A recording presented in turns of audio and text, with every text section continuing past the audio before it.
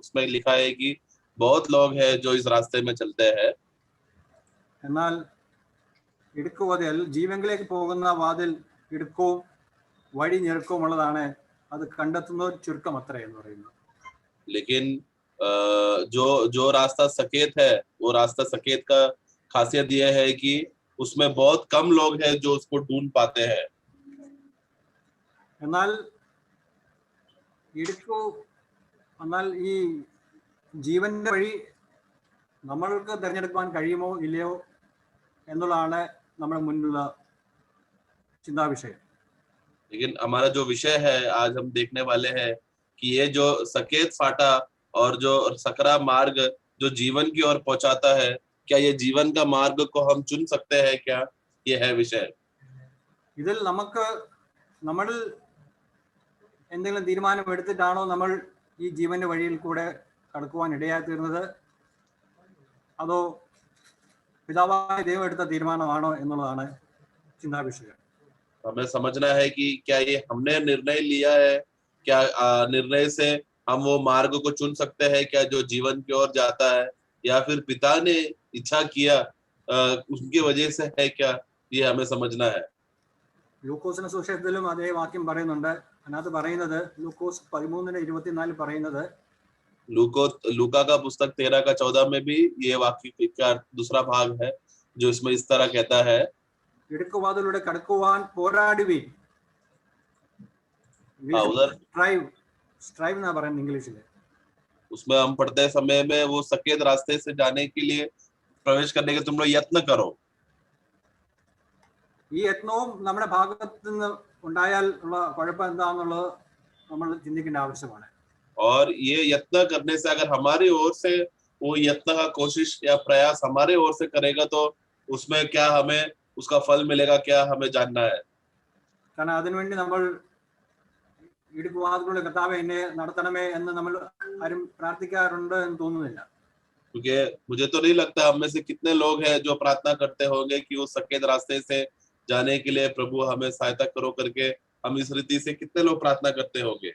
കാരണം കർത്താവായ യേശുക്രിസ്തു യേശുവിന്റെ ജന്മം മുതൽ ക്രൂശിലെ മരണം വരെ യേശുവിന്റെ ജീവിതയാത്ര മൊത്തം ഈ ഇടുക്കുവാതിലൂടെ മാത്രമായിരുന്നു. क्योंकि सिर्फ और सिर्फ हमारा प्रभु यीशु मसीह है जो इस दुनिया में जीते समय में जो ये सकेत और ये सिकड़ा हुआ रास्ते से चलने का यत्न करते हुए जी रहा था. കാരണം കർത്താവായ യേശുക്രിസ്തു ഈ വഴി കൂടെ നടന്നപ്പോൾ ഒന്നും ഒരുവർക്കോ മനസ്സിൽ കുറ്റബോധം വരികയോ ഒന്നും ചെയ്തിട്ടില്ല. എന്ന് അനുദപിച്ചിട്ട് പോലും ഇല്ല. हमारा प्रभु जब इस रास्ते से जाते समय में वो कभी कुड़कुड़ाया नहीं या कभी पछताया नहीं. കാരണം കർത്താവിന് അറിയായിരുന്നു എന്തിനു വേണ്ടിയാണ് പിതാവായ ദൈവം എന്നെ ഈ ഭൂമിയിൽ അയച്ചിരിക്കുന്നത്. ആ ലക്ഷ്യം നിറവേറ്റാൻ വേണ്ടി ഈ പാത സന്തോഷത്തോടെ സ്വീകരിച്ചു, ആനന്ദത്തോടെ കർത്താവ് ഈ വഴി കൂടെ നടന്നത്. क्योंकि वो जानता था किस उद्देश्य के लिए वो इस भूमि पर आया है और वो पिता का इच्छा को पूरा करने के लिए वो आनंद से और खुशी से इस तरह का दबा हुआ और सिकड़ा हुआ मार्ग से वो चलने के लिए वो तैयार था. അതുകൊണ്ടാണ് യേശുക്രിസ്തു അധികാരികളുടെ മുമ്പിൽ ഈ വഴി കൂടെ നടന്നിട്ടും മൗനമായി നിന്നത്. മുന്നിൽ വെച്ചിരുന്ന ആ സന്തോഷം അതോർത്താണ് കർത്താവ് ഈ വഴി കൂടെയും അധികാരി മുമ്പിലൊക്കെ കർത്താവ് നടന്നത്. तो जब प्रभु को जब अधिकारियों के सामने जब उसको पकड़ाया गया और वो रखते समय में वो इसी रास्ते में तभी भी वो चल रहा था, जिसकी वजह से वो तभी वो शांत बैठा, वो उनके विरुद्ध कुछ भी नहीं किया बल्कि अपने आप को नम्र किया. കൊലോസ്യ ലേഖനം 3:12 പ്രകാരം പറയുന്നത്, कोलोस्सों का पुस्तक 3:12 में इस तरह हम पढ़ते हैं,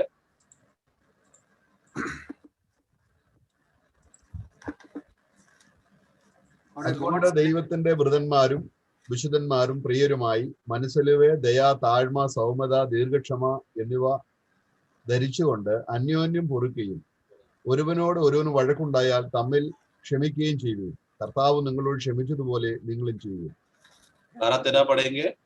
इसलिए परमेश्वर के चुने हुओं की नाई जो पवित्र और प्रिय है, बड़ी करुणा और भलाई और दीनता और नम्रता और सहनशीलता धारण करो. और यदि किसी को किसी पर दोष देने का कोई कारण हो तो एक दूसरे की सह लो और एक दूसरे के अपराध क्षमा करो, जैसा प्रभु ने तुम्हारे अपराध क्षमा किए वैसे ही तुम भी करो। मैं ഇവിടെ മൂന്നിന്റെ ഇംഗ്ലീഷിലെ therefore as the elect of God എന്നാണ് എഴുതിയിരിക്കുന്നത്. अगर 3 का 12 में अगर अंग्रेजी में अगर पढ़ेंगे तो परमेश्वर की चुने हुए करके लिखा है। അപ്പം ഒരു കർത്താവ് തിരഞ്ഞെടുത്തെങ്കിൽ മാത്രമേ നമുക്ക് ഈ വഴി മനസ്സിലാകാൻ കഴിയുകയുള്ളൂ, ഈ വഴിക്ക് നടക്കുവാൻ കഴിയുകയുള്ളൂ. तो अगर प्रभु ने अगर हम परमेश्वर ने अगर हमको चुना है तो ही हमें प्रभु ने जो हमारे लिए जो रास्ता रखा है और जो द्वार रखा है उसको हम समझ सकते हैं। അങ്ങനെയുള്ളവരുടെ ഗുണങ്ങളാണ് തുടർന്ന് അവിടെ എഴുതിയിരിക്കുന്നത്. അവർക്ക് മനസ്സലിവുണ്ട്, ദയയുണ്ട്, താഴ്മയുണ്ട്, സൗമ്യതയുണ്ട്, ദീർഘക്ഷമയുണ്ട്. और ऐसे लोगों के विषय में है जो चुने हुए लोग हैं, उनके विषय में है जो आगे के गुण के बारे में कहा है, जिसके विषय में कहता है कि वो लोग पवित्र है, प्रिय है, बड़ा करुणा है और भला और दीनता और नम्रता है और सहनशीलता धारण करता है। കാരണം യഥാർത്ഥമായി കർത്താവിന്റെ വഴി നമുക്ക് മനസ്സിലായി കഴിഞ്ഞാൽ നമ്മൾ ഈ പാതയിലൂടെ സഞ്ചരിക്കുന്നുവെങ്കിലും നമുക്ക് ഇത് ആനന്ദവും സന്തോഷകരമായി തീരും. क्योंकि जो वास्तव में प्रभु की ओर का चुना हुआ व्यक्ति है वो क्या होता है, भले ही वो प्रभु का चुना हुआ वो रास्ते से चलता सब समय है चलता है, लेकिन चलते समय में बहुत ही आनंद से वो चलता है। കാരണം നമുക്ക് മാതൃകയായിട്ടുള്ളത് കർത്താവായ യേശുക്രിസ്തു മാത്രമേ ഉള്ളൂ. क्योंकि हमारे लिए जो एक अच्छा आदर्श है वो है प्रभु यीशु मसीह, ആ ജീവിതമാണ് നമുക്ക് മാതൃകയായിട്ട് പിതാവായ ദൈവം നമുക്ക് തന്നിരിക്കുന്നത്. और वही जीवन है हमें पिता परमेश्वर ने हमको दिया है। മറ്റു മനുഷ്യരിലേക്ക് നമ്മൾ നോക്കുമ്പോൾ അവരെല്ലാം പാപത്തിൽ ജനിച്ചവരാണ്, പാപത്തിൽ ജീവിച്ചവരാണ്. എന്നാൽ ഇതൊന്നും ഇല്ലാതെ ജനിക്കുകയും ജീവിക്കുകയും ചെയ്ത ഏക മനുഷ്യൻ കർത്താവായ യേശുക്രിസ്തു മാത്രമേ ഉള്ളൂ. बाकी सभी मनुष्य पाप में जी रहा है और उनका स्वभाव और आदत सब पाप में है, लेकिन प्रभु यीशु मसीह एक ऐसा मनुष्य है जो बिना पाप में जिया। അതുകൊണ്ടാണ് ഈ മനസ്സലിവും താഴ്മയും ദയവുള്ള ഒരു മനുഷ്യനെ പിതാവായ ദൈവം നമ്മുടെ മുന്നിൽ ഉദാഹരണമായി നമുക്ക് തന്നിരിക്കുന്നത്. इसलिए इतना प्रिय और करुणा से और दीनता और नम्रता से भरा हुआ एक व्यक्ति जो प्रभु यीशु मसीह है, उनके विषय ऐसा मनुष्य को हमारे लिए दिया है। ഈ ദൈവത്തിന്റെ മുൻനിർണയ പ്രകാരമാണ് നമുക്ക് ഈ സത്യം മനസ്സിലാക്കുവാൻ ഇടയായി തീർന്നത്. और ये परमेश्वर का फोर नॉलेज यानी कि परमेश्वर के पूर्व ज्ञान के अनुसार है। എഫെസ്യ ലേഖനം 1:4 അങ്ങനെയാണ് പറയുന്നത്.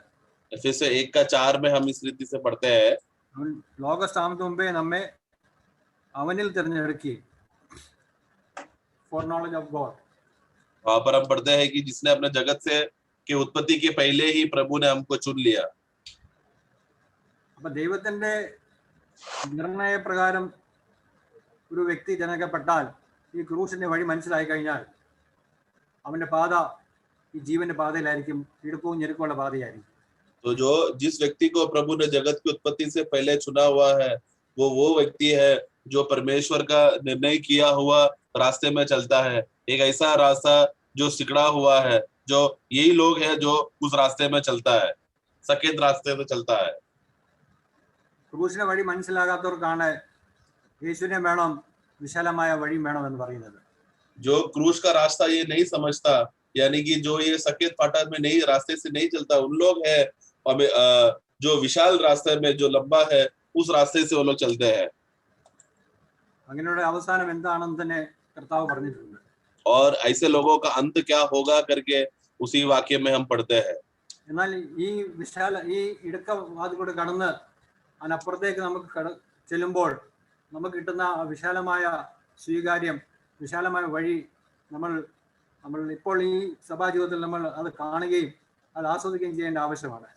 लेकिन हम ऐसे लोग हैं जो ये सकेत फाटे से चलकर और वो सकरा मार्ग से चलकर उसके चलने की वजह से उसका उस पार पहुंचते समय में मिलने वाला आदर और इज्जत आज हम लोग इस दुनिया में रीते समय में आत्मा में उसको देख सकते हैं और समझ सकते हैं। നമ്മൾ ഇപ്പോൾ ഈ ഭൂമിയിൽ ലോകം നമ്മളെ അറിയുന്നില്ല, ലോകം നമ്മളെ പഴിക്കും, ഇവൻ ആരെയാ വിളിക്കുന്നത് എങ്ങനെയൊക്കെ പറയും.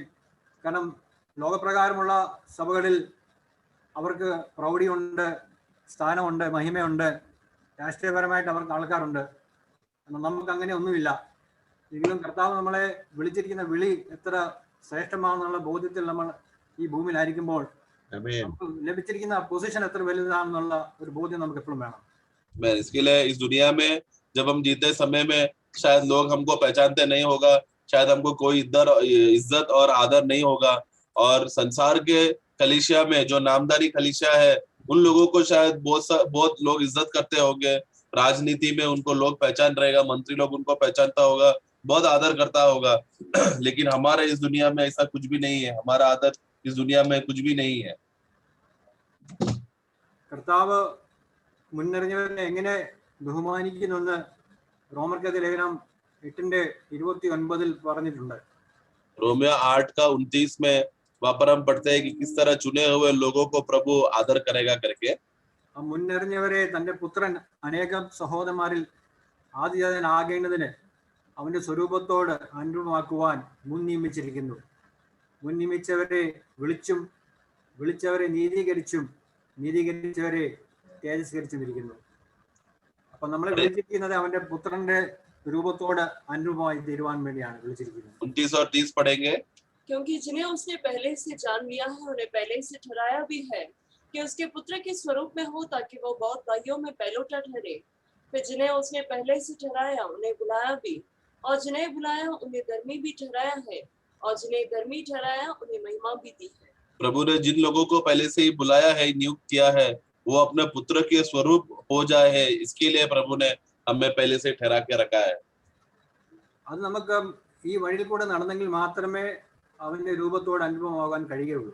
और जो कोई उस प्रभु ने नियुक्त किया, परमेश्वर ने नियुक्त किया हुआ मार्ग में चलता है, वही लोग ही है जो उसके पुत्र के स्वरूप बदल सकता है। അല്ലാതെ ഈ ലോകത്തിന്റെ എന്തെങ്കിലും നന്മകൾ ആഗ്രഹിച്ച് യേശുവിനെ വിളിക്കുന്നവർക്ക് അവന്റെ രൂപത്തോട് അനുഭവമാകാൻ കഴിയുകയില്ല. അവർക്ക് ദൈവത്തിന്റെ ആ വിളി लഭിച്ചിട്ടുമില്ല.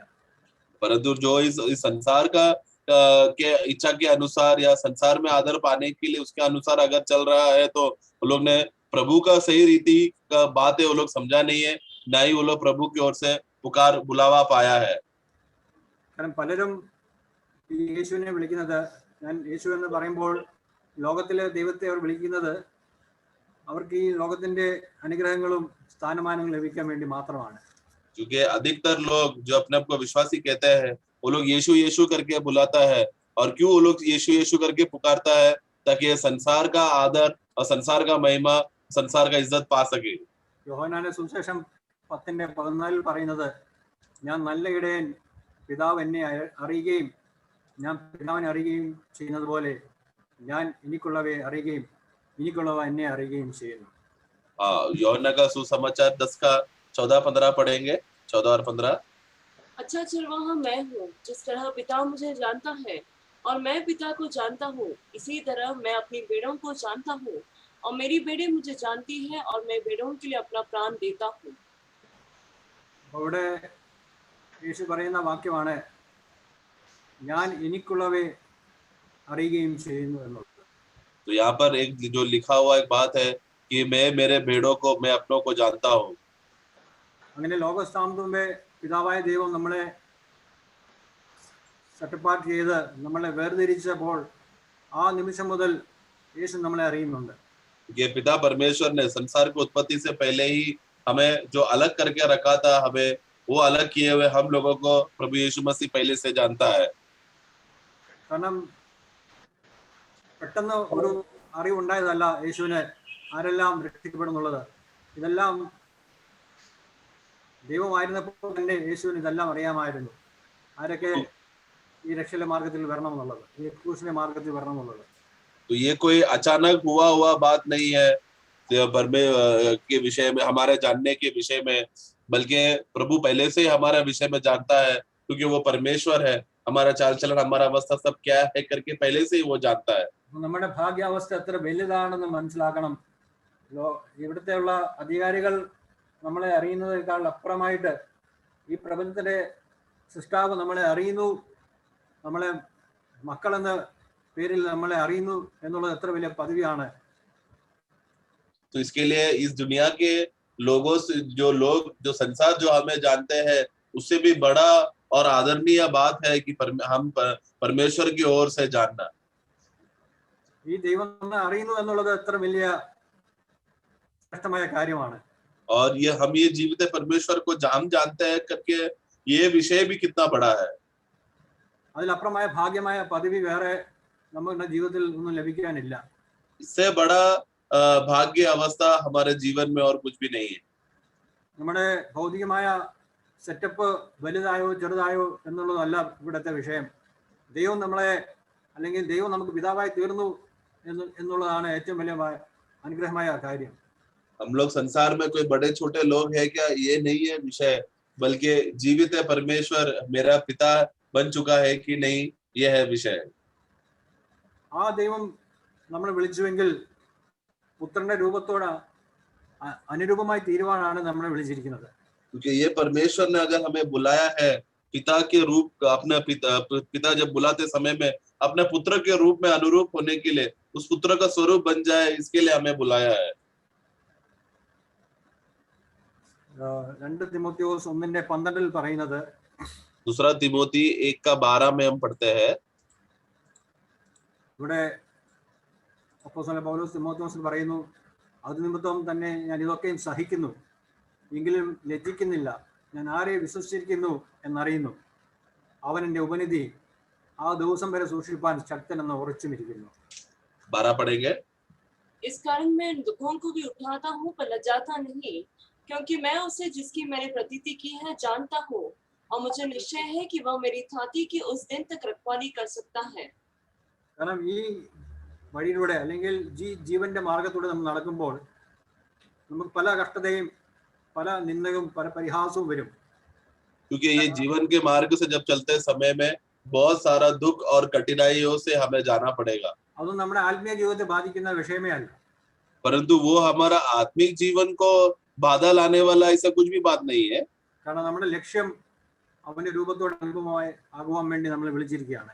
क्योंकि प्रभु ने हमें अपने पुत्र के रूप के अनुरूप होने के लिए, उनका स्वरूप बन जाने के लिए हमें बुलाया है. അപ്പോൾ നമ്മുടെ ഈ വഴി ഇടുക്കവും ഞെരുക്കവും ഉള്ളതാണ്. ഈ ഇടുക്കവും ഞെരുക്കമുള്ള വഴി കൂടി നടന്നെങ്കിൽ മാത്രമേ നമുക്ക് അവന്റെ ആ സന്നിധിയിൽ എത്തുകയും ആ പ്രതിഫലം ലഭിക്കുകയും ചെയ്യുകയുള്ളൂ. क्योंकि हम जिस रास्ते से चलते समय में वो सकेत फाटा की ओर से जाकर और एकदम सिकड़ा हुआ है वो रास्ता, जिसके ये रास्ता इस रीति से उसमें बनाया गया है. ഈ വഴിയിൽ കൂടി നടക്കണമെങ്കിൽ ശരിയായ രീതിയിൽ നമുക്ക് പ്രാർത്ഥന വേണം, വചനത്തിന്റെ ധ്യാനം വേണം, എങ്കിൽ മാത്രമേ ഈ വഴിയിൽ കൂടി നമുക്ക് പോകാൻ കഴിയുകയുള്ളൂ. और ये सकरे मार्ग से अगर हमें चलना है तो एक अच्छा प्रार्थना जीवन हमारे जीवन में होना चाहिए. अच्छे रीति से एक समर्पण जीवन होना जरूरी है. കാരണം നമ്മൾ തിരഞ്ഞെടുത്ത വഴിയല്ല, ദൈവം നമുക്ക് തന്ന വഴിയാണ്. ഈ വഴിയിൽ നടക്കണമെങ്കിൽ ദൈവത്തിന്റെ സഹായം തന്നെ നമുക്ക് വേണം. क्योंकि ये ऐसा रास्ता नहीं है जो हम चुन सकते हैं, हमारा चुनाव की वजह से नहीं, बल्कि ये प्रभु है जो हमको चुनकर हमको दिया है. इसके लिए हमें बहुत ही आदरमय रीति से चलना है. അതുകൊണ്ടാണ് അപ്പോസ്തലൻ പത്രോസ് 1 പത്രോസിന്റെ 1-ാം അധ്യായത്തിന്റെ ആദ്യ വാക്യം പറയുന്നത്, പിതാവായ ദൈവത്തിന്റെ മുന്നറിവിന് ഒത്തവണ്ണം ആത്മാവിന് വിശദീകരണം പ്രാപിച്ച്. അപ്പൊ അവിടെ ഒരു മുന്നറിവ് എന്ന് പറയുന്നുണ്ട്, ഫോർ നോളജ്. तो और पहला पत्रोस 1:2 में जब हम पढ़ते समय में, और पिता परमेश्वर के भविष्य ज्ञान के अनुसार करके एक शब्द है, यानी जो परमेश्वर है जो भविष्य ज्ञान के अनुसार ये सब बातें जानता है. അപ്പൊ അങ്ങനെ ഉള്ളവർക്ക് വേണ്ടിയാണ് യേശുക്രിസ്തുവിന്റെ രക്തത്തിന്റെ ആ സ്പ്രിംഗ്ലിംഗ് ഉള്ളത്.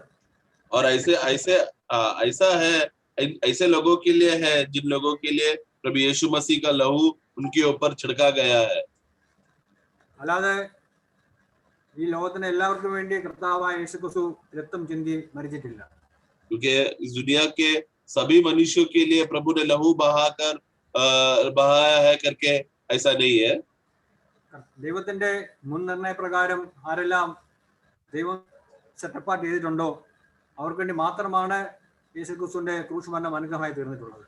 क्योंकि पिता परमेश्वर के भविष्य ज्ञान के अनुसार ही है, उन्हीं लोगों को ही है प्रभु यीशु मसीह का क्रूस का मृत्यु लाभ हुआ है.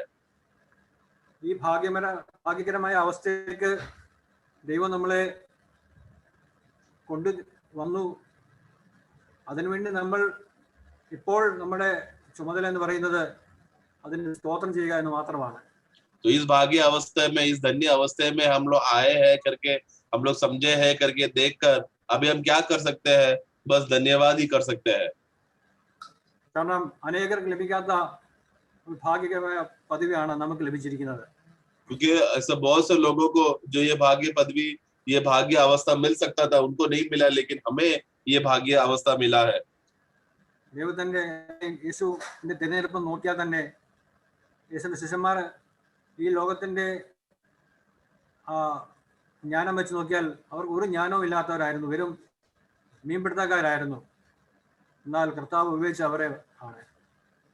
हम देखते हैं कि प्रभु के जो चेले लोग हैं, चेले लोग जो प्रभु के साथ चलता था, लेकिन उनके पास कोई भी संसार का कोई भी ज्ञान नहीं था, कोई भी समझ नहीं था. वो लोग एकदम साधारण मच्छी पकड़ने वाले लोग थे, लेकिन प्रभु ने उनको चुना और अपना महिमा के लिए उन चेलों को इस्तेमाल किया.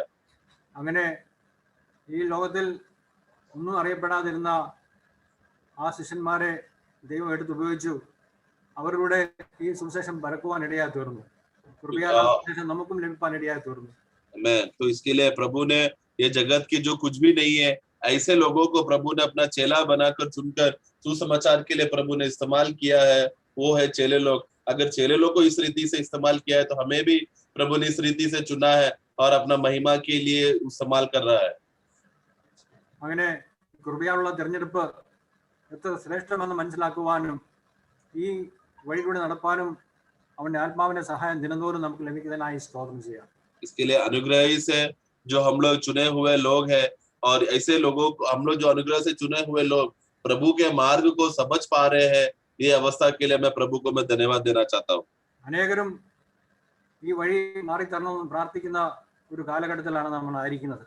अधिकतर लोग ये जो सकरा मार्ग में जो हम चल रहे हैं, ये मार्ग में जब चलते समय में बहुत से लोग हैं, हमें ऐसा मार्ग में नहीं चलना है, तकलीफ का रास्ता में नहीं चलना है बोलकर प्रार्थना करने, ऐसा प्रार्थना करके रास्ता हटाओ करके ऐसा समय में हम लोग जी रहे हैं. എന്നാൽ യഥാർത്ഥമായ ദൈവത്തിന്റെ ആത്മാവ് നമ്മളോട് സംസാരിക്കുമ്പോൾ ഈ വഴിയാണ് ജീവനിലേക്കുള്ള വഴി എന്ന് മനസ്സിലാകുമ്പോൾ നമ്മൾ നന്ദിപൂർവ്വം അതിനെ സ്വീകരിക്കുകയും നമ്മളെ താഴ്ത്തുകയും ചെയ്യുമ്പോൾ അത് നമുക്ക് അനുഗ്രഹമായി തീരുന്നു. लेकिन वास्तव में हम लोग वो लोग हैं जो प्रभु ने हमको सही मार्ग में रखा है और सही उद्देश्य से हमें चला रहा है. ये बात जानते समय में प्रभु को धन्यवाद देकर हमें चलना चाहिए. അതുകൊണ്ട് ഈ വഴി കൂടെ നടക്കുന്നവർ ചുരുക്കം പേരേ ഉള്ളൂ. ആ ചുരുക്കം പേരുടെ കൂട്ടത്തിൽ ദൈവം നമ്മളെയും തെരഞ്ഞെടുത്തനായി സ്തോത്രം ചെയ്യുന്നു.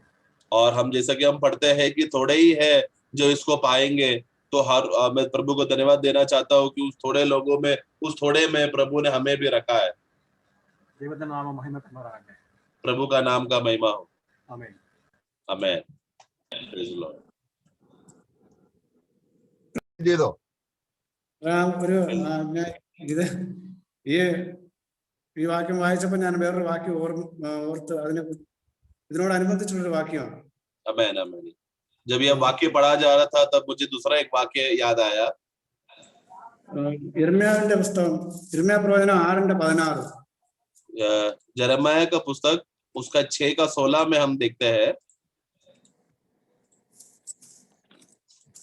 യഹോവ ഇപ്രകാരം അരുളി ചെയ്യുന്നു, നിങ്ങൾ വഴികൾ ചെന്ന് നല്ല വഴി ഏതെന്ന് പഴയ പാതകളെ നോക്കി ചോദിച്ച് അത് നടത്തി, എന്നാൽ നിങ്ങളുടെ മനസ്സിൽ വിശ്രമം ലഭിക്കും. അത്രയും 16 पढ़ेंगे. यहोवा यह भी कहता है, सड़कों पर खड़े होकर देखो और पूछो कि प्राचीन काल का अच्छा मार्ग कौन सा है, उसी में चलो और तुम अपने अपने मन में चैन पाओगे. हाँ बस. ഇവിടെ പറയുന്നത് യഹോവയുടെ അരുളപ്പാട്. അപ്പൊ ഈ വഴി എന്ന് പറയുന്നത് പഴയ വഴിയാ, ഒരു പുതിയൊരു വഴിയല്ല. तो यहाँ पर इस वचन के अनुसार जब हम देखते समय में यहोवा का वाणी जब आते समय में वो कहता है कि ये एक प्राचीन काल का एक मार्ग है, अचानक से आया हुआ कोई नया मार्ग नहीं है. അരുളി ചെയ്യുന്നത്, നിങ്ങൾ വഴികളിൽ ചെന്ന് നല്ല വഴി ഏതെന്ന് പഴയ പാതകളെ നോക്കി ചോദിച്ച് അതിൽ നടപ്പിൻ, എന്നാൽ നിങ്ങളുടെ മനസ്സിന് വിശ്രമം ലഭിക്കും. മനസ്സെന്ന് പറയുന്നത് ദേഹിക്ക് വിശ്രമം എന്നാ പറയുന്നത്. यस तो वहां पर कहता है कि तुम सड़कों पर तुम जाओ और तुम देखो और वहां पर जाके तुम पूछो कि वो प्राचीन काल का मार्ग कौन सा है करके, और उसी पर जाओगे तुम चलोगे तो तुम अपने अपने मन में चैन पाओगे। मन यानी कि अपना प्राणों में तुम चैन पाओगे। ഇതിനോട് തന്നെ ഇതേ ഏകദേശം ഇതേ അർത്ഥത്തിലുള്ള ഒരു വാക്യമുണ്ട് മത്തായിയുടെ വിശേഷത്തിൽ 11-ാം അധ്യായത്തിൽ, മത്തായിയുടെ വിശേഷം 11-ാം അധ്യായം 29-ാം വാക്യം. इसी अर्थ में एक वाक्य को हम देखते हैं मत्ती का सुसमाचार 11 अध्याय का उसका 29 वाक्य में, ഞാൻ സൗമ്യതയും താഴ്മയും ഉള്ളവനാകിയാൽ എന്റെ മുഖം ഏറ്റുകൊണ്ട് എന്നോട് പഠിപ്പിൻ, എന്നാൽ നിങ്ങളുടെ ആത്മാക്കൾക്ക് ആശ്വാസം കണ്ടെത്തും. पढ़ेंगे 29। मेरा जुआ अपने ऊपर उठा लो और मुझसे सीखो, क्योंकि मैं नम्र और मन में दीन हूँ, और तुम अपने मन में विश्राम पाओगे. मैं ഇവിടെ നാം പഴയ വഴി അതേതാണ്? മോശയും പ്രവാചകന്മാരും പറഞ്ഞിരിക്കുന്ന ആ വഴിയെ കുറിച്ചാണ് ഇവിടെ യിരെമ്യാവിൽ നമ്മൾ വായിച്ചത്. तो हमने यिर्मयाह में जो पढ़ते समय में ये एक प्राचीन काल का रास्ता है, एक ऐसा रास्ता जो मूसा और भविष्यवक्ताओं ने बताया था. അപ്പൊ ഇത് ഈ വഴിയിലൂടെ പോകാത്ത ഒരാളുടെ കാര്യമാണ് കർത്താവ് ഭൂമിയിലായിരുന്നു പറഞ്ഞ ധനവാന്റെയും ലാസറിന്റെയും കാര്യം. और इस रास्ते में जो चला नहीं था और उसके विषय में ऐसे व्यक्ति के बारे में प्रभु ने एक दृष्टांत में प्रभु बात किया था, जिसमें वो धनवान और लाजरस का प्रभु ने वो अवस्था को बताया था. അവിടെ ധനവാൻ പറയുന്നത് എന്തോ അവിടെ കിടന്നു. धनवान उधर क्या कहता है? ഞാൻ ഇവിടെ കിടന്ന് ഒന്ന് വായിക്കാം. ലൂക്കോസിന്റെ വിശേഷം 16 16-ന്റെ 24 അതിന്റെ 25 മുതലുള്ള വാക്യങ്ങൾ വായിക്കുമ്പോൾ, ഇപ്പോൾ നീയോ വേദന അനുഭവിക്കുന്ന, നീയോ വേദന അനുഭവിക്കുന്നു. 25-ാം വാക്യം. उसका लूका का पुस्तक 16 का 25 में वहां पर कहता है कि तू तो यहाँ पर तड़प रहा है. आखिरी में हम पढ़ते हैं എന്തുകൊണ്ടാ? എന്നാൽ ഇപ്പോൾ ലാസർ എന്താ? ലാസറിന് ഇപ്പോൾ ആശ്വാസമാണ്, അവന്റെ പൂർണ്ണ വിശ്രമമാണ്. लाजरस का अवस्था देखा जाए तो वो अब यहाँ पर पूरा रीति से शांति का अनुभव वो कर रहा है. എന്നാൽ ഇവിടെ ധനവാൻ ഇവിടെ വളരെ യാതന അനുഭവിക്കുകയാണ്. लेकिन धनवान क्या है? वो बहुत तड़प रहा है. അത് എന്തുകൊണ്ടാണ്? ആ പഴയ വഴിയിൽ നടക്കുന്നതിന്റെ കാരണം കൊണ്ടാണ്. वो लाजरस को क्यों इतना आनंद है? क्योंकि वो प्राचीन काल का रास्ता ढूंढकर उसमें चल रहा था. എന്നാൽ ധനവാൻ ആ വഴിയിലായിരുന്നില്ല. लेकिन धनवान मनुष्य वो रास्ते को, उस रास्ते में वो नहीं चला. ആയതുകൊണ്ടാണ് അവൻ ഇപ്പോൾ എന്താണ്? ഇപ്പോൾ വളരെ വേദന വളരെ യാതന അനുഭവിക്കുകയാണ്. क्योंकि वो उस प्राचीन का रास्ता में नहीं चल पाया, इसके लिए हम देखते हैं कि धनवान अभी वो यातना जगह पर वो तड़प रहा है. ഇന്ന് ഇപ്പോൾ നമുക്കറിയാം, ഈ ലോകത്ത് അനേകർ ഇപ്പോൾ ഈ ഒരു സാഹചര്യത്തിൽ തന്നെ പലരും ഒരു വലിയ ഭയപ്പാടിലോട് കൂടി ജീവിക്കുകയാണ്. കാരണം എപ്പോ വേണേലും മരണം പിടിക്കാമെന്നുള്ള ഒരു അവസ്ഥയിൽ. क्योंकि यार आज भी संसार का परिस्थिति को देखकर हम देख सकते हैं कि बहुत लोग घबराए हुए जी रहे हैं, क्योंकि वो लोग को बहुत तकलीफ में है, वो लोग जी रहे हैं. എന്നാൽ ഒരു വിശ്വാസിയെ സംബന്ധിച്ച് അല്ലെങ്കിൽ നമ്മെ സംബന്ധിച്ച് നമുക്ക് ആ ഒരു ഭയപ്പാട് നമ്മളിൽ ഇല്ല. आमीन. लेकिन एक विश्वासी को अगर हम देखा जाए, यानी हमें अगर देखा जाए, तो हमें इस बात का डर है ही नहीं. കാരണം നമ്മുടെ ഭയം മാറി, നമ്മുടെ ഭയം കർത്താവ് മാറ്റിയത് കൊണ്ടാണ് നമുക്ക് ഭയമില്ലാത്തത്. क्योंकि हमारा डर जो भय है वो हट चुका है, प्रभु ने उसको हटा दिया. वो है विषय. അത് പിന്നെ യൂദയുടെ ലേഖനത്തിൽ പറയുന്നുണ്ട്, പിതാവായ ദൈവത്താൽ സ്നേഹിക്കപ്പെട്ടും കർത്താവായ യേശുക്രിസ്തുവിനായി സൂക്ഷിക്കപ്പെട്ടും ഇരിക്കുന്ന സഹോദരന്മാരെ എന്നവിടെ പറയുന്നുണ്ട്. वहां पर यूदा के पुस्तक में हम देखते हैं कि पिता परमेश्वर की ओर से प्रेम किए गए और प्रभु में संभाले हुए लोग. അപ്പൊ നമ്മളെ എത്രമാത്രം സൂക്ഷിച്ചിരിക്കുകയാണെന്ന് നമ്മൾ അറിയുന്നുണ്ടോ? तो क्या ये बात तुम लोग जानते हैं क्या कि प्रभु की ओर से हम संभाले हुए लोग हैं? ഇവിടെ ബ്രദർ പറഞ്ഞു ഇടുക്ക് വാതിലൂടെ കടക്കാൻ ശ്രമിക്കുന്നു. ഈ ഇടുക്കം ആർക്കാണ്? നമുക്കാണ് അത് ഇടുക്കമായിട്ട് തോന്നുന്നത്. तो हमने जैसा भाई ने इस विषय में कहा कि वो सकरा हुआ मार्ग में चलना चाहिए करके, लेकिन वो सकरा हुआ अवस्था किसके लिए? हमारे लिए है. കാരണം നമ്മൾക്കൊരു പൂർണ്ണ തലത്തിൽ ആത്മീയമായി നമ്മൾ ഉന്നതി പ്രാപിച്ചിട്ടില്ല. അതുകൊണ്ടാണ് നമുക്കത് ഇടുക്കമായിട്ട് തോന്നുന്നത്. क्योंकि हम लोग अभी भी आत्मिक विषय में, आत्मिक रीति में, पूर्णता में हम लोग पहुंचे नहीं है, इसलिए हमारे लिए वो सकरा लगता है. എന്നാൽ കർത്താവ് ഭൂമിയിൽ ജീവിച്ചപ്പോൾ കർത്താവിന് ഒരു ഇടുക്കവും ഇല്ലായിരുന്നു. കർത്താവ് പൂർണ്ണമായിട്ടും ആത്മാവിലായിരുന്നത് കൊണ്ട് കർത്താവിന് അതൊരു ഇടുക്കമായിട്ട് തോന്നിയിട്ട് ഒരിക്കലും ഇടുക്കമായിരുന്നില്ല. लेकिन प्रभु इस दुनिया में जीते समय में वो भी वही रास्ते से चला, लेकिन क्योंकि वो आत्मा के नियंत्रण के अनुसार चलने की वजह से उनको कभी भी वो रास्ता सकरा करके लगा नहीं. കാരണം നമ്മള് ഈ ഇടുക്കമുള്ള വാതിൽ എന്ന് പറയുന്നത് നമുക്കറിയാം, വാതിൽ ക്രിസ്തുവാണെന്ന്. ഒരു ആ ക്രിസ്തുവിലൂടെ നമുക്ക് കടക്കണമെങ്കിൽ നമുക്ക് അങ്ങനെ പെട്ടെന്ന് വലിയ വിശാലമായിട്ട് കടക്കാൻ പറ്റത്തില്ല.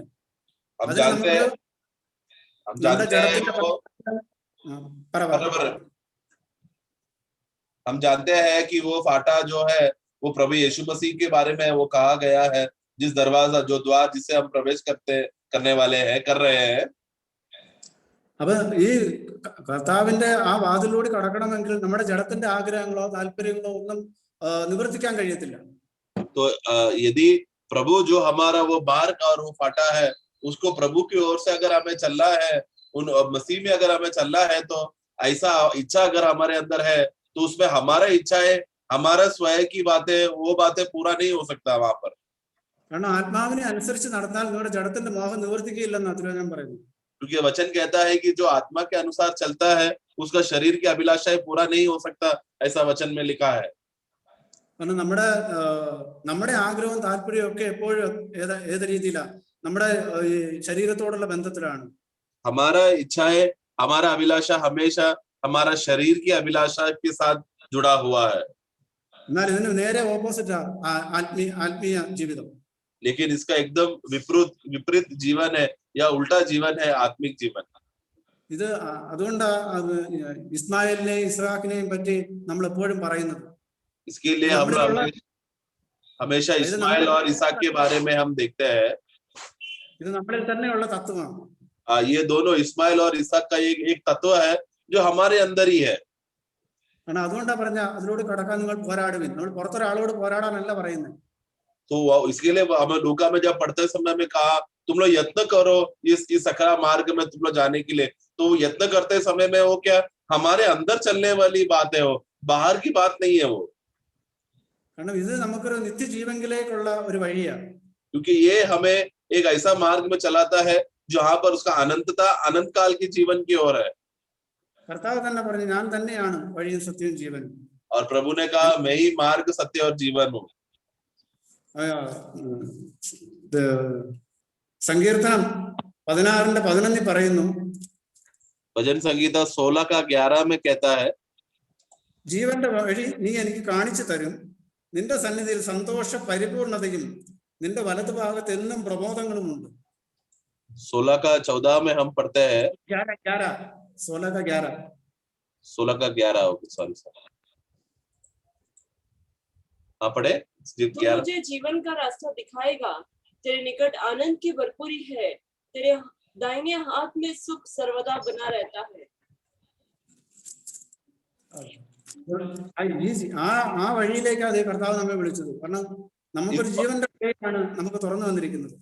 इस रास्ते की ओर प्रभु ने हमें बुलाया है जहाँ पर आनंद और जीवन का अनुभव है. എന്നാൽ വിശാലമായ വഴി മരണത്തിലേക്ക് പോകുന്നേ, അത് മരണ വഴിയാണ്. लेकिन जो विशाल रास्ता जो उसके बाजू में है वो देखते समय में वो एक मृत्यु का मार्ग है. അതുകൊണ്ടാ യോഹന്നാൻ അപ്പോസ്തലൻ പറയുന്നത്, പിന്നെ അവൻ വെളിച്ചത്തിൽ ഇരിക്കുന്നത് പോലെ നാം വെളിച്ചത്തിൽ നടക്കുന്നുവെങ്കിൽ നമുക്ക് നമ്മൾ കൂട്ടായ്മയുണ്ട്.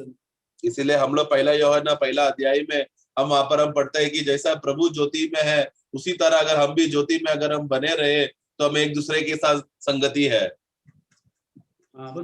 ആ കൂട്ടായ്മ എങ്ങനെയാ? അപ്പം കർത്താവ് അവിടെയും കർത്താവ് പൂർണ്ണനാ. കാരണം കർത്താവ് വെളിച്ചത്തിൽ ഇരിക്കുന്നു എന്ന് പറയുമ്പോൾ അവിടെ പൂർണ്ണതയെ കാണിക്കുക. അവൻ വെളിച്ചമാണ്, വെളിച്ചത്തിന്റെ പൂർണ്ണതയെ കാണിക്കുക.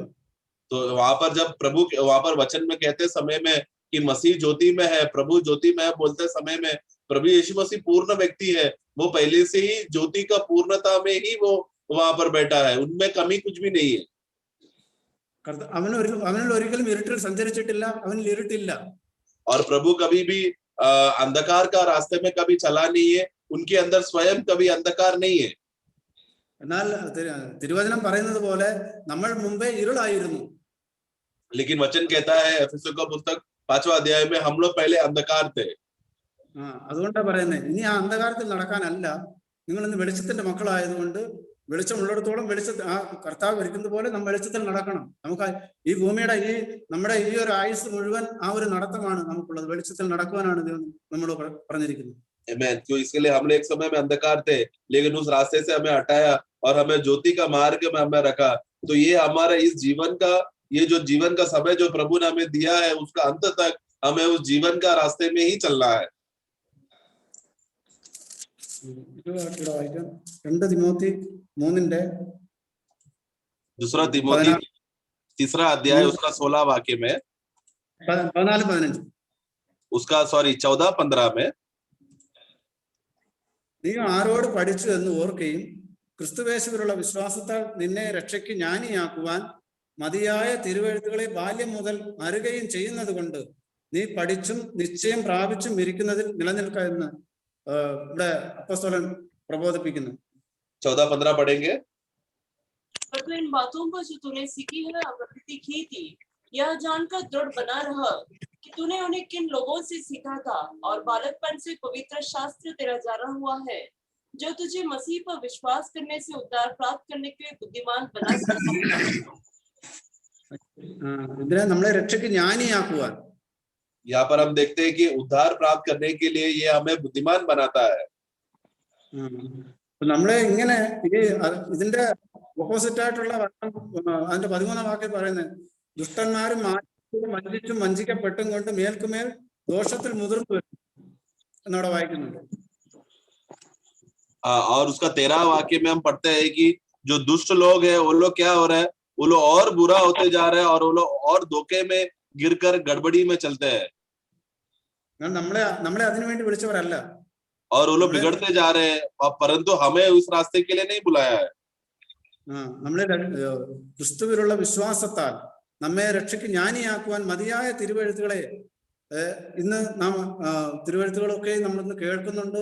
അനേക ദാസൻ നമ്മൾ പലപ്പോഴും ചിന്തിക്കാറുണ്ട്, നമ്മുടെ ഈ കൂട്ടായ്മയിൽ ഏറ്റവും കൂടുതൽ വചനം കേൾക്കുന്നവരും ഇത്രയേറെ വചനം കേൾക്കുന്ന വേറെ ആരുണ്ടോ നമുക്കറിയില്ല. परंतु हमें वो लोग हैं जो विश्वास के द्वारा उद्धार प्राप्त कर बुद्धिमान बन सके, उसके लिए बुलाया है. और तो इसके लिए हमें अपना अवस्था में हमेशा सोचता हूँ, प्रभु ने हम कलीसिया को इतना बड़ा संगति दिया है और हमारे जैसे ऐसे कितने लोग रहेंगे इस दुनिया में जिसको इतना वचन का भंडारता मिला होगा. നമ്മളെ ഒരു തികവിലേക്ക് എത്തിക്കാനാണ് കർത്താവ് നമ്മെ കുറിച്ച് ആഗ്രഹിക്കുന്നത്. क्योंकि प्रभु हमें एक सिद्धता पर पहुंचा सके, इसके लिए प्रभु ने हमें बुलाया है. അതിന് 16-17 വാക്യത്തിൽ പറയുന്നത് എല്ലാ തിരുവെഴുത്തും ദൈവശാസ്ത്രീയമാകയാൽ ദൈവത്തിന്റെ മനുഷ്യൻ സകല സൽപ്രവൃത്തിയിലും വക പ്രാപിച്ച് തികഞ്ഞവനാകേണ്ടതിന് ഉപദേശത്തിന്, ശാസനത്തിന്, ഗുണീകരണത്തിന്, നീതിയിലെ അഭ്യാസത്തിനും പ്രയോജനമുള്ളതാകുന്നു. इसके लिए 16-17 में हम पढ़ते हैं. 16-17 हर एक पवित्र शास्त्र परमेश्वर की प्रेरणा से रचा गया है और उपदेश और समझाने और सुधारने और धर्म की शिक्षा के लिए लाभदायक है, ताकि परमेश्वर का जन सिद्ध बने और हर एक भले काम के लिए तत्पर हो जाए. നമുക്ക് പലപ്പോഴും ശാസന ഇഷ്ടമല്ലാത്തൊരു കാര്യമാണ് പല വ്യക്തികൾക്കും. हमें बहुत बार हमें जो शिक्षण का विषय आते समय में जहाँ पर सुधरना पड़ता है, जहाँ पर समझना पड़ता है, ये सब बातें हमें अच्छा नहीं लगता. എന്നാൽ ഇവിടെ പറയുന്ന ഏതാണ്? ഉപദേശത്തിന്, ശാസനത്തിന്, ഗുണീകരണത്തിന്.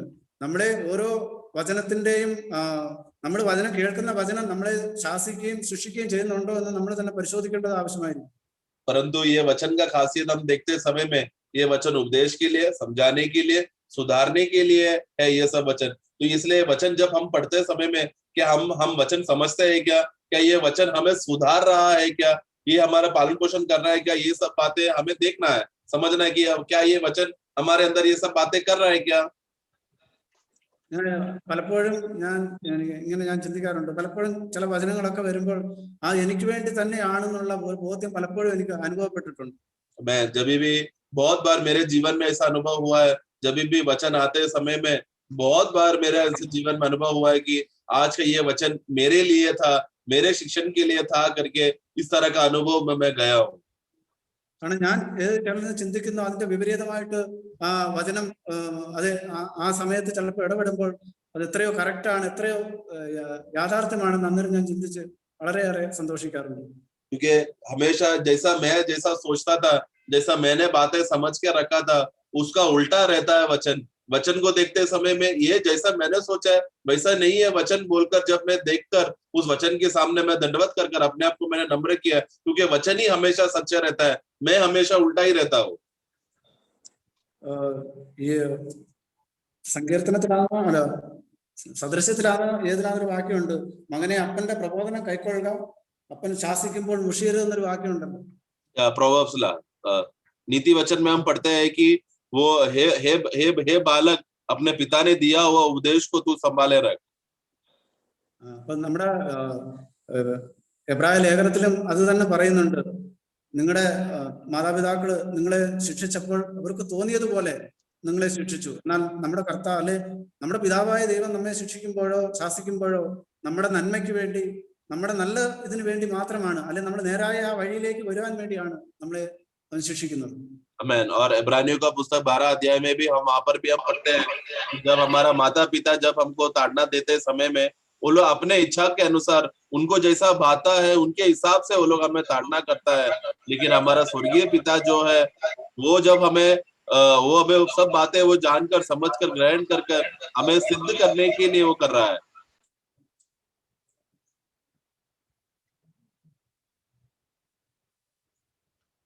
സദൃശവാക്യങ്ങൾ 3:11. सजी बर म्यूट आए. അല്ല ആ ഈ ബ്രദറെ, വിമൽ ബ്രദർ ആ വാക്യം വായിച്ചത് കൊണ്ടാണ് എനിക്ക് അന്നേരം ഓർമ്മ വന്നുകൊണ്ട് ഞാൻ പറഞ്ഞതേ ഉള്ളൂ. അത്രേ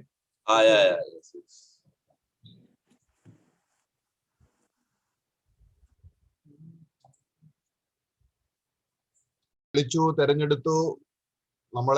നമ്മളെ കാര്യം നമ്മളെ വിളിച്ചതല്ല, നമ്മൾ തെരഞ്ഞെടുത്തതല്ല. ഇത് ദൈവത്തിന്റെ വലിയ കൃപയാണ്. प्रभु ने हमें चुना, हमने चुना नहीं बल्कि प्रभु ने हमें चुना है, और ये प्रभु का बहुत बड़ा दया है जो हमारे ऊपर इस तरह प्रकट हुआ है. നമ്മുടെ ജീവിതത്തിൽ പലപ്പോഴും പാപപ്രവൃത്തികൾ വരുമ്പോൾ നമ്മളെ രക്ഷിക്കപ്പെട്ടതാണോ തിരഞ്ഞെടുക്കപ്പെട്ടവരാണോ എന്നുള്ള ഒരു സംശയം നമ്മൾ ജനിക്കാറുണ്ട്. और जब भी हमारे अंदर पाप का स्वभाव प्रकट होते हैं समय में हम अपने आप में शक करते हैं, क्या वास्तव में मैं परमेश्वर का बेटा हूँ, क्या वास्तव में मेरा उद्धार हुआ है क्या? इस तरह की बातों में हम शक करते हैं. കാരണം നമ്മളിൽ പലപ്പോഴും പാപം നമ്മളെ തോൽപ്പിക്കുകയും ജഡത്തിന്റെ പ്രവൃത്തികൾ നമ്മളിൽ വരികയും ചെയ്യുമ്പോൾ നമുക്ക് നിരാശ തോന്നും. കാരണം എനിക്ക് ഒരു ആത്മീയജീവൻ നയിക്കാൻ കഴിയുന്നില്ലല്ലോ എന്നുള്ള ഒരു ചിന്ത നമ്മളെ ഭരിക്കുന്നുണ്ട്. क्योंकि बहुत बार क्या होता है, पाप हमें हरा देता है और हमारे अंदर शारीरिक स्वभाव प्रकट होने की वजह से एक अच्छा आत्मिक जीवन जीने के लिए हो नहीं पाता, जिसकी वजह से हम लोग निराश हो जाते हैं. അപ്പൊ ഇവിടെ ദൈവത്തിന്റെ കൃപയുടെ ഒരു പൂർണ്ണത നമ്മൾ കാണണം. ദൈവം നമ്മളെ വിളിച്ചപ്പോൾ ദൈവം തന്നെ തെരഞ്ഞെടുത്തതുപോലെ ദൈവം തന്നെ നമ്മളിൽ പ്രവൃത്തി ചെയ്യുന്ന ഒരു നിലയിലാണ് നമ്മളെ വിളിച്ചാക്കി വെച്ചിരിക്കുന്നത്. इसके लिए हमें परमेश्वर का पूर्णता को विषय में हमें समझना है, क्योंकि परमेश्वर ने ही हमें चुना है और परमेश्वर ही है जो हमें सिद्ध करने के लिए कार्य करता है.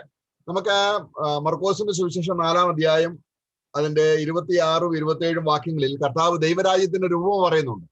मरकोस का पुस्तक 4 का 27 और 28 में वहां पर प्रभु एक दृष्टांत देता है. കർത്താവ് ദൈവരാജ്യത്തെ കുറിച്ച് പറയുമ്പോൾ, ദൃഷ്ടാന്തം പറയുമ്പോൾ അവിടെ അത് വളരെ കൃപയോടെ ദൈവത്തിന്റെ ആത്മാവിൽ നമുക്ക് ആ പ്രകാശം കിട്ടിയാൽ നമുക്ക് എന്തുമാത്രം സന്തോഷിക്കാൻ കഴിയും. तो और जब ये दृष्टांत को जब हम समझते हैं समय में प्रभु का आत्मा का अनुग्रह अगर हमारे अंदर रहेगा और उस आत्मा की मदद से यदि अगर हम इस दृष्टांत को समझेंगे तो हमें कितना आनंद मिलेगा. കാരണം ഒരു മനുഷ്യൻ മണ്ണിൽ വിത്ത് എറിഞ്ഞ ശേഷം രാവും പകലും ഉറങ്ങിയും എഴുന്നേറ്റും ഇരിക്കെ അവൻ അറിയാതെ വിത്ത് മുളച്ചു വരുന്നത് പോലെ ആകുന്നു ദൈവരാജ്യം.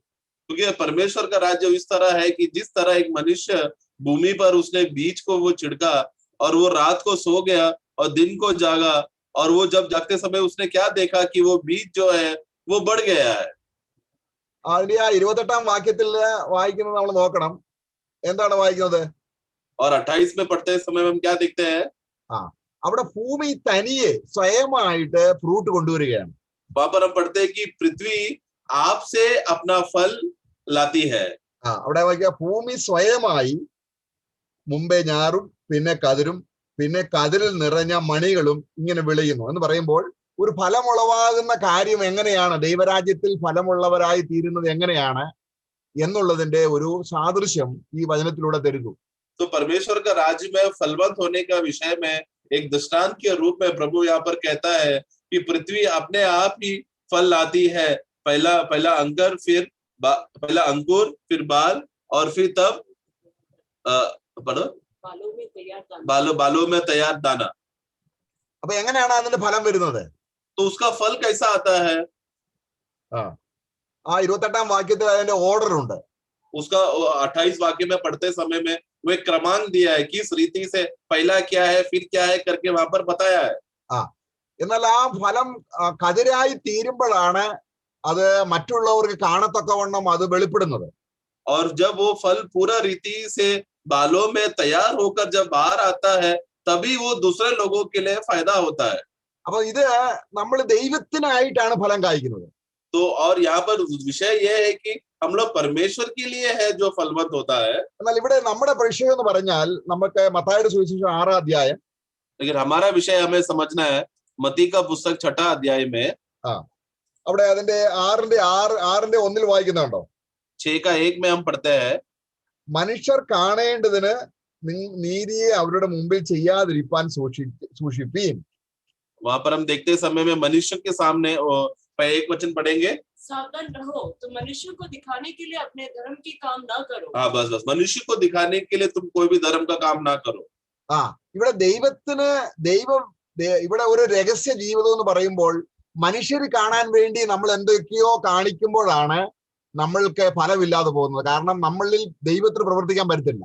तो यहाँ पर एक व्यक्ति, एक विश्वासी कभी निष्फल होता है या फल उत्पन्न नहीं कर पाता, क्योंकि जो भी काम है उसको परमेश्वर के लिए करना है और रहस्य में करना है.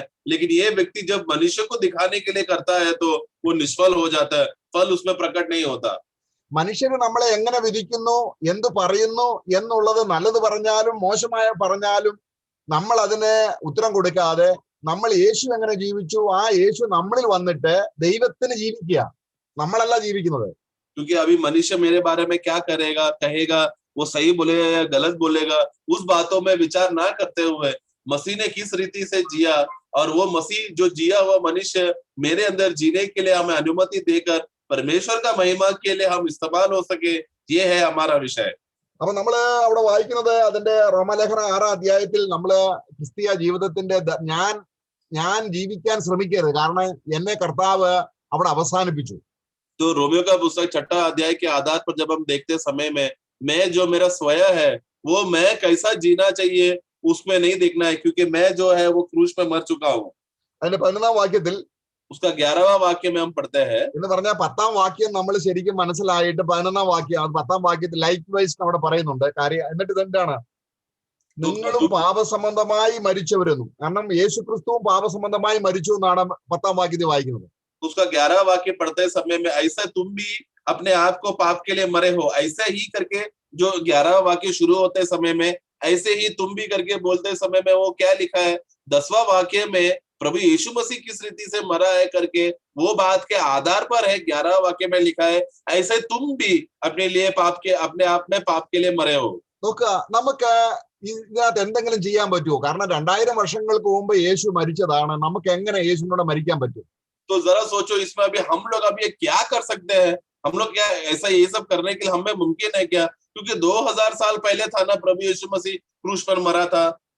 അപ്പൊ നമ്മളെ സൗജന്യമായി തിരഞ്ഞെടുത്തതുപോലെ തന്നെയാണ് നമ്മളെ ക്രിസ്തുവിൽ മരിപ്പിച്ചതും സൗജന്യമായി ദൈവം നമുക്ക് കാണിച്ചു തരികയാണ്. നമ്മളത് വിശ്വസിച്ച് ഹൃദയത്തിൽ അംഗീകരിച്ചാൽ മതി. നമ്മൾ മരിക്കാൻ ശ്രമിക്കുമ്പോൾ പിന്നെയും നമ്മൾ ബന്ധപ്പെടുകയാണ്. आमीन. क्योंकि हमें एक बात समझना है कि जिस तरह मुफ्त में बिना कोई कार्य करे परमेश्वर ने हमें चुना है, उसी तरह मुफ्त में बिना कोई कार्य करे हमें प्रभु यीशु मसीह में, जैसा प्रभु यीशु मसीह मरा उसके साथ हमें भी उसी में हमें मरवाया है. हम उसमें मर चुके हैं. इसमें हम लोग कोई कार्य कर कुछ प्रयत्न कर या मेहनत कर हम लोग मर रहे नहीं. यहाँ पर विषय का गड़बड़ कब होता है? जब हम लोग अपने आप में कोशिश करते हैं कि चलो मैं भी मरता हूँ बोलकर, वो हम लोग जब मेहनत करने जाते हैं तभी वहां पर तकलीफ का विषय आता है. നമ്മള് പാപം ചെയ്യാതിരിക്കാൻ ശ്രമിക്കുമ്പോൾ, നമ്മളെ തന്നെ നല്ലവരാക്കാൻ ശ്രമിക്കുമ്പോഴാണ് അവിടെയും പരാജയം സംഭവിക്കുന്നത്. ഇവിടെ നമ്മൾ പറയും നമുക്കൊരിക്കലും നല്ലവരായി ജീവിക്കാൻ പറ്റത്തില്ല, യേശുക്രിസ്തുവിന് മാത്രമേ കഴിയുകയുള്ളൂ. ആയതുകൊണ്ട് ഞാൻ അവനിൽ വിശ്രമിക്കുക. നമ്മളിപ്പോ രാത്രി ഉറങ്ങുകയാണ്. നമ്മൾ എത്ര പാപം ചെയ്യുന്നവരാണെങ്കിലും രാത്രി ഉറങ്ങുമ്പോൾ നമ്മൾ പാപം ചെയ്യുന്നില്ല. ഉറക്കമെന്ന് പറയുന്നത് സഹോദരന്മാർ പറഞ്ഞതുപോലെ വിശ്രമമാണ്. നമ്മുടെ ഒരു 24 മണിക്കൂറിലുള്ള ജീവിതത്തിൽ 8 മണിക്കൂർ നമ്മൾ വിശ്രമിക്കുന്നത് എപ്പോഴാണ്? ഉറങ്ങുമ്പോഴാണ്. तो इसके लिए हमें जब नींद का विषय जब आते समय में या फिर विश्राम का विषय आते समय में हमें अपने आप को समझना है, क्योंकि एक नींद एक ऐसा जगह है, एक ऐसा समय है जहाँ पर हम पूरा दिन कितना भी हम लोग पाप का अवस्था में आए हो, सोते समय में या विश्राम के समय में हमारा अवस्था नहीं होता। इसलिए एक विश्वासी का अवस्था देखना है कि वो उसका स्वयं का अवस्था में नहीं, लेकिन मसीह में जब वो रहते समय में वो एक विश्राम के दशा में रहता है। वहां पर उस मसीह में रहते समय में वो पाप नहीं करता। എന്ന് പറഞ്ഞാൽ ദൈവത്തിന് അറിയാം, നമ്മള് സ്വയം ജീവിക്കാൻ ശ്രമിച്ചാൽ നമ്മൾ മരിക്കുന്നത് വരെയും ഒരു വിശ്രമം കിട്ടത്തില്ല. क्योंकि परमेश्वर जानता है यदि अगर अपने आप में अगर हमें छोड़ दिया, अपना स्वयं में अगर हम लोग कुछ कार्य करके धर्मी होने की कोशिश करेंगे तो हम लोग हमेशा पाप में ही बना रहेगा। हम लोग कभी भी पूर्ण विश्राम पा नहीं पा सकेंगे। ഇവിടെ വിത്ത് വിതച്ചിട്ട് എന്താ ചെയ്യുന്നത്? लेकिन यहाँ पर बीज बोने के बाद क्या हो गया? അതിന് വേര് വന്നോന്ന് നമ്മളിങ്ങനെ പൊക്കി പൊക്കി നോക്കുക. हम लोग क्या कर रहे हैं आत्मिक जीवन में कि देखो बीज बोने के बाद हम लोग क्या करते हैं, उस बीज को जड़ आया कि नहीं देखने के लिए बार बार उसको उठाकर देख रहे हैं, मिट्टी से वो बीज को उठाकर देख रहे हैं। ഇന്നലത്തേക്കാൾ ഇന്ന് ഇച്ചിരി വ്യത്യാസമുണ്ട്. अरे कल से तो आज ज्यादा फर्क है, ഇപ്പോ കോപം ഇച്ചിരി കുറവുണ്ട്. आज मेरे अंदर गुस्सा थोड़ा कम है। ഇവിടെ നമ്മുടെ ജഡത്തെ നന്നാക്കി എടുക്കുക അല്ല ദൈവം ചെയ്യുന്നത്. यहाँ पर हमें हमारा शारीरिक बातों को या हमारा शारीरिक जो पाप में शरीर का स्वभाव है उसको सुधार कर अच्छा करता है, ऐसा नहीं परमेश्वर कर रहा। നമ്മളിലേക്ക് ഒരു വിത്ത് വീണ ശേഷം നമ്മള് എന്ത് ചെയ്യണം? നമ്മൾ ആ വിത്ത് വിതച്ചവരിൽ അങ്ങ് വിശ്രമിച്ചാൽ മതി. നമ്മൾ കോമയിലാണ്, അത് ക്രിസ്തുവാണ് അതിന്റെ പ്രവൃത്തി, അത് തനിയെ കായ്ച്ച് വിളവ് കൊണ്ടുവരുന്നത്. आमीन। इसके लिए जब बीज बोते समय में हमें क्या करना है, जिसने बीज बोया है उस व्यक्ति में जाकर हमें विश्राम करना है। हम तो एक कोमा का अवस्था में है, एक विश्राम का दशा में, एक नींद के दशा में हम सोए हुए हैं। वो प्रभु है जो क्या करेगा, वो बीज को उसको उगाएगा, उसको बड़ा करेगा और उसको फलवंत लाएगा। നമുക്ക് തെസ്സലോനിക്ക ലേഖനത്തിലെ നമുക്കൊരു വാക്യം വായിക്കാം. हम लोग തെസ്സലോനിക്ക पुस्तक में हम पढ़ते हैं 2 തെസ്സലോനിക്കർ 1-ാം അധ്യായത്തിന്റെ 11-ാം വാക്യം. दूसरा തെസ്സലോനി 1 अध्याय उसका 11 वाक्य में നമ്മള് മനുഷ്യർക്ക് ഫലമുളവാകണം, മനുഷ്യര് കാണണം എന്ന് പറഞ്ഞ് ജീവിക്കുമ്പോൾ ദൈവത്തിനൊന്നും ചെയ്യാൻ പറ്റത്തില്ല. हम लोग मनुष्य को फलवंत होने के लिए, मनुष्य के सामने कुछ अच्छा बातें दिखाने के लिए अगर कर रहे हैं तो परमेश्वर को उसका कुछ लाभ नहीं होगा। परमेश्वर फिर कुछ नहीं कर सकता।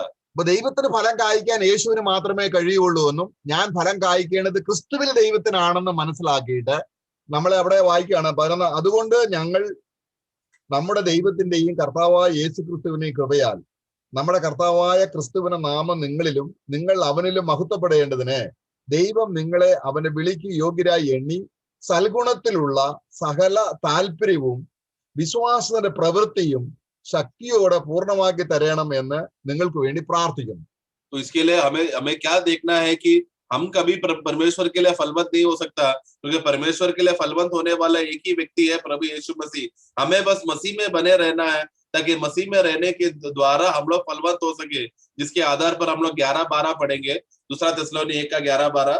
इसीलिए हम सदा तुम्हारे निमित्त प्रार्थना भी करते हैं कि हमारा परमेश्वर तुम्हें इस बुलाहट के योग्य समझे और भलाई कि हर एक इच्छा और विश्वास के हर एक काम को सामर्थ्य सहित पूरा करे, कि हमारे परमेश्वर और प्रभु यीशु मसीह के अनुग्रह के अनुसार हमारे प्रभु यीशु का नाम तुम में महिमा पाए और तुम उसमें। പ്രിയമുള്ളവരെ, സമയം കഴിഞ്ഞുകൊണ്ട് ഞാൻ നിർത്തുകയാണ്. നമുക്ക് അവനിൽ വിശ്രമിക്കാം. നമ്മൾ വിശ്രമിക്കുമ്പോൾ നമ്മളിൽ ഫലം പുറപ്പെട്ടു വരും. इसके लिए प्रियो हमें समझना है कि जब परमेश्वर का महिमा पहुंचने के लिए हम प्रभु में बने रहेगा, यानी कि विश्राम करेगा, तो ही हमें प्रभु के लिए, परमेश्वर के लिए अच्छा फलवंत हो सकते हैं। आमीन। आमीन। Praise the Lord.